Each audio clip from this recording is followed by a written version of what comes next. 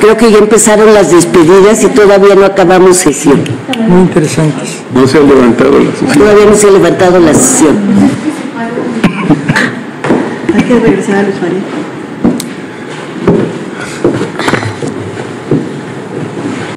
Ya acabamos, ¿no? Hasta que se levante la sesión. Y convoco a las señoras y a los señores ministros a nuestra próxima sesión ordinaria, que tendrá verificativo el próximo jueves a la hora de costumbre. Se levanta la sesión. Pero perdieron. Y ahora perdidos, quieren decir que con 6 votos tienen suficientes para echar atrás una constitución. No tienen facultades ni para echarla atrás con 11. La Suprema Corte de Justicia de la Nación rechazó una acción de inconstitucionalidad que buscaba invalidar la reforma judicial impulsada recientemente en México. Para proceder con la invalidez de la reforma, la Corte requería una mayoría calificada de 8 votos, pero solo obtuvo 7 a favor y 4 en contra, resultando insuficientes para revocar la reforma en cuestión. Norma Piña y otros 6 ministros apoyaron el proyecto de Juan Luis González Alcántara Carranca para invalidar esta reforma, que había suscitado debates sobre la independencia y estructura del Poder Judicial en México. Sin embargo, dado que el mínimo de votos no se alcanzó, la reforma sigue vigente en sus términos actuales. El senador Gerardo Fernández Noroña criticó fuertemente a los ministros de la Suprema Corte de Justicia de la Nación, especialmente a su presidenta, Norma Piña. En un video difundido el 5 de noviembre, Noroña expresó que le parecía un descaro que algunos ministros intentaran interpretar las reformas judiciales de manera que un mínimo de 6 votos fuera suficiente para decisiones importantes, en lugar de los 8 establecidos. Destacó que el cambio a 9 ministros aún no es aplicable porque la Suprema Corte sigue conformada por 11 integrantes, por lo que requería 8 votos como mínimo para tomar decisiones de fondo, y calificó de cínicos a aquellos ministros que intentaron proceder con una mayoría de 6. Se requieren 8 votos al ser una integración de 11 ministras y ministros. Ministro Ortizal. Se requieren 8 votos al ser una integración de 11 ministros. Ministro Aguilar Morales. 8. Ministro Pablo Rebolledo. Tal como lo precisé en la sesión de 10 de octubre pasado, desde mi punto de vista, mientras exista integración de 11 en este tribunal pleno, la mayoría calificada debe ser de 8 votos. Aclaro por las mismas razones del ministro Pardo. Ministro Vázquez Guadarrama. 8 votos. Ministro Reyes Farjat. Yo desde el 10 de octubre ya me había pronunciado porque hay 3 artículos que hablan de una mayoría de 6. Por eso la provisión de 8 votos salvo particularidades. Entonces, en la interpretación del 11º transitorio de la reforma, pues yo ya me había pronunciado ese día por una mayoría de 6. Y no juzgo la conveniencia o inconveniencia. Yo ya lo había manifestado. Yo no me había pronunciado, pero voto por 6. Como lo hice cuando se suscitó esta misma cuestión, son 8. Ministro Presidenta Piña. Como ya había yo expresado, 6 votos por las razones que manifestó el ministro Gutiérrez Ortiz Mena. Ministra Presidenta, me permito informarle que existe mayoría de 6 votos en el sentido de que se requieren 8 votos para la declaración de invalidez, con precisiones de los ministros Aguilar Morales y Pardo Rebolledo. Gracias. Como acaba de señalar el ministro González Alcántara, el proyecto únicamente está haciendo en los resolutivos unas declaratorias de invalidez. No hay reconocimiento de validez y por lo tanto únicamente se desestimaría al haber la votación necesaria y ya no entraríamos al fondo del asunto. ¿Están de acuerdo? Sí. No, yo no. Simplemente dejo anotar, sé que es un criterio que han estado utilizando la mayoría de los ministros aquí, pero no tiene ningún fundamento ni constitucional ni legal el hecho de que si no se reúne la mayoría de los 8 y se reúnen más de 6, tiene que desestimarse incluso su propia validez. lo cual me parece a mí bastante absurdo. Es decir, si no se alcanza la inconstitucionalidad, que se requieran por lo menos 6 votos para considerar la validez, desestimar su propia validez. Lo que pasa es y por lo tanto el problema que tenemos es que se mantiene su impugnabilidad en el juicio de amparo, que no debería suceder.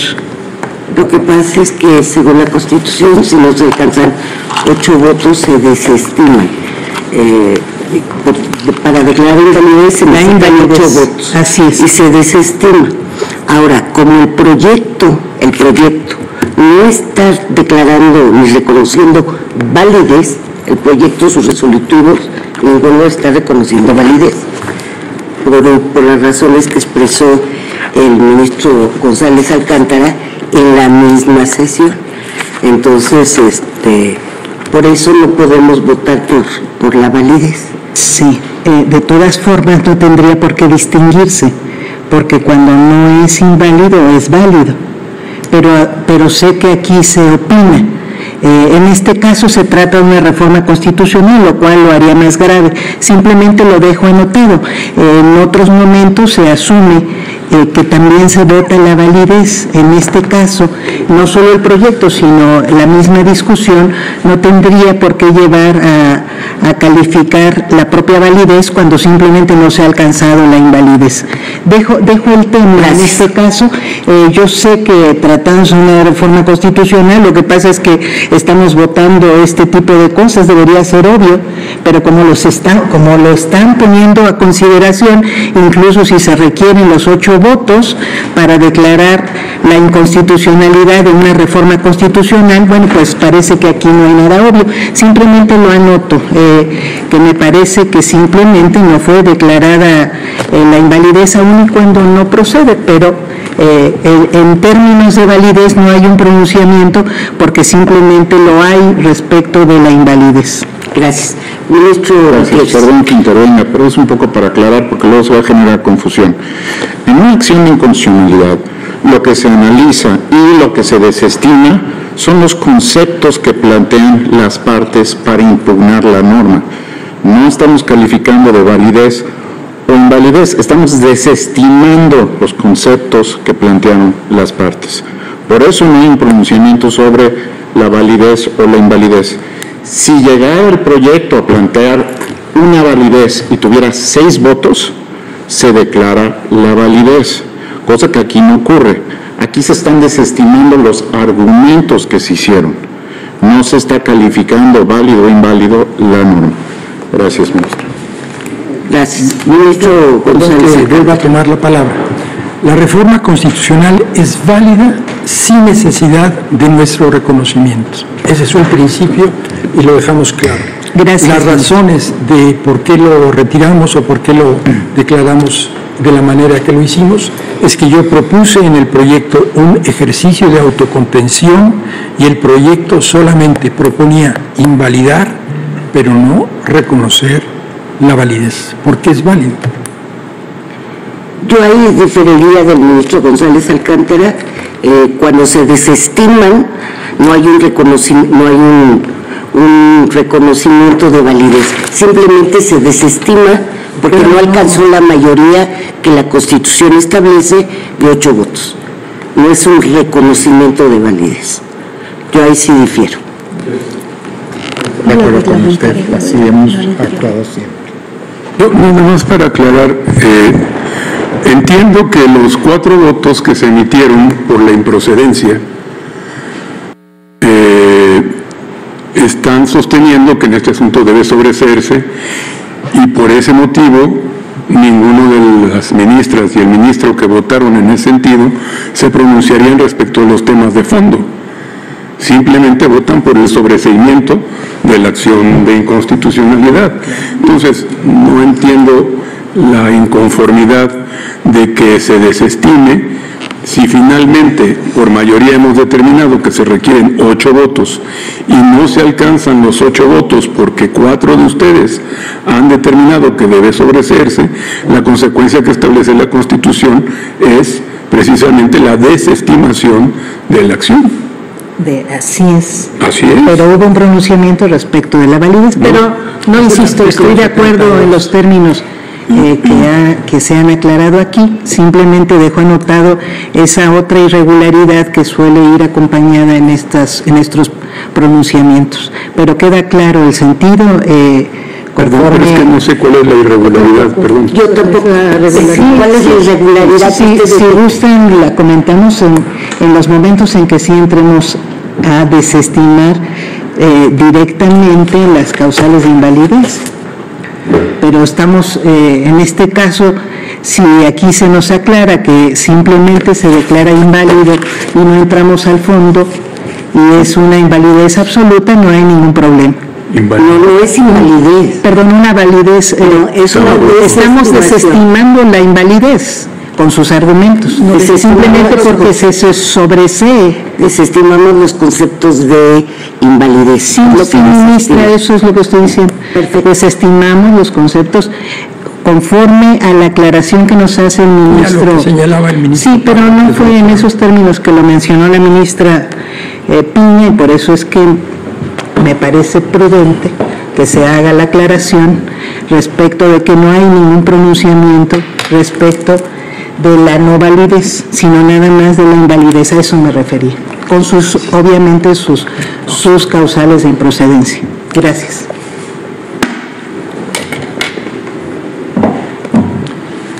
El único resolutivo indicaría... Entonces hay un cambio en los resolutivos. ¿Cuál sería el resolutivo? El resolutivo único se desestima en las presentes acciones de inconstitucionalidad.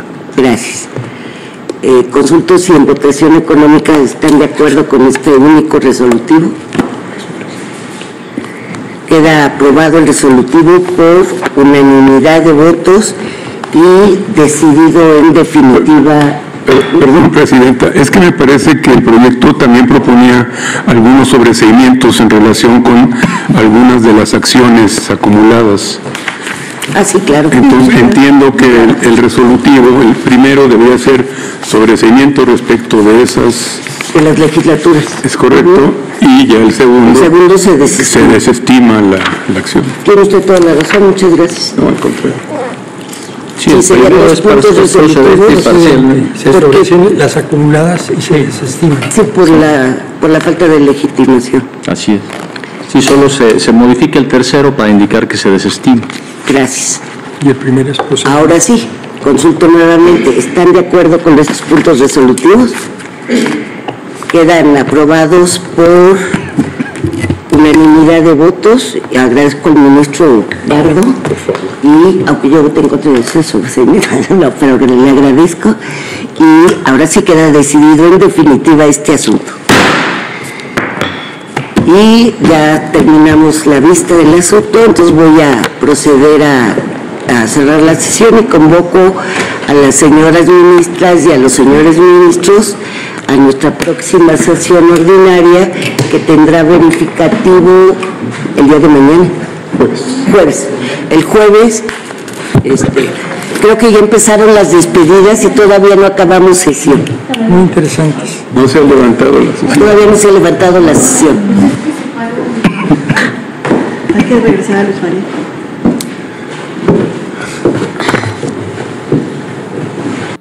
Ya acabamos, ¿no? Hasta que se levante la sesión. Y convoco a las señoras y a los señores ministros a nuestra próxima sesión ordinaria, que tendrá verificativo el próximo jueves a la hora de costumbre. Se levanta la sesión. Y de la Corte, la Suprema Corte de Justicia de la Nación, está en receso. Lleva rato en receso de la legalidad, de la integridad, de la imparcialidad y de la justicia. Hoy perdieron.